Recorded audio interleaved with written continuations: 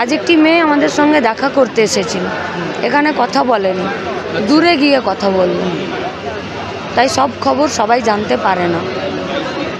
দ্বিতীয়ত হলো, এটা হচ্ছে একটা আধিপত্যবাদ মনুবাদ, পুরুষতান্ত্রিক মানসিকতা, যে পুরুষতান্ত্রিক মানসিকতা একটি বিকৃত মানসিকতার জন্ম দিচ্ছে, যে মানসিকতাতে দায়িত্বশীল হতে শেখায় না, যে মানসিকতাতে একটা মানুষ আরেকটা মানুষকে অপমান করে।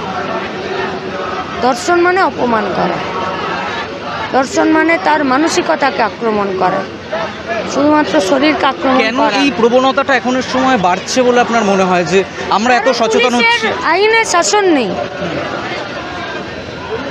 কারণ উত্তরপ্রদেশে যেরকম পরিবর্তন এসছে, আমার আপনার হাতে কাজ নেই। উত্তরপ্রদেশে যে কড়া আইন আনা হয়েছে তাতে তো ধর্ষণ কাজ নেই, টাকা নেই বলে আমার আপনার সুস্থ জীবন যাপন করার কোনো উপায় নেই,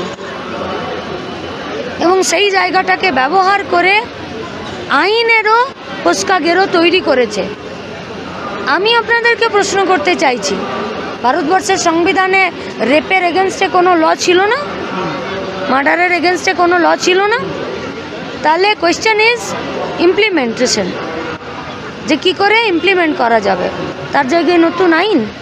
অর্থাৎ শাস্তির মাধ্যমেই ধর্ষণ কমতে পারে, এটাই আপনি মনে করছেন নাকি? শুধু শাস্তি নয়, একটা কোনো সমাজ সংস্কারক বা একটা যে সমাজের একটা বার্তাটা যে দেওয়া প্রয়োজন যুব সমাজকে, বা যারা ধর্ষণ করছেন, এই ধরনের অপরাধে লিপ্ত হচ্ছেন, তারা কেন এই ভয়টা চলে যাচ্ছে সমাজ থেকে? শুধু যুব সমাজ নয়, সেটাই বলছি, যারা ধর্ষণ করছে গোটা সমাজ, শুধু ধর্ষণে নয়, খুনে, অপরাধে, দুর্নীতিতে, চুরিতে, ইল্লিগাল কাজে প্রতিদিন যুক্ত হচ্ছে লোকসভার ভোটের আগে।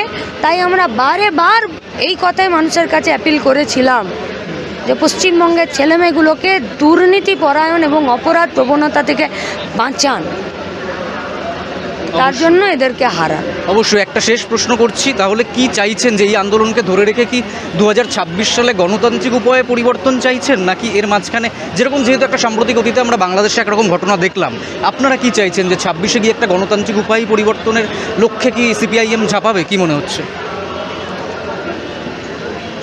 এই নৃশংস নারকীয় ঘটনাটা না ঘটলেও 26-এ যারা সিপিআইএম করে তারা মানুষের কাছে পৌঁছাতো সরকারটা পাল্টানোর জন্যে।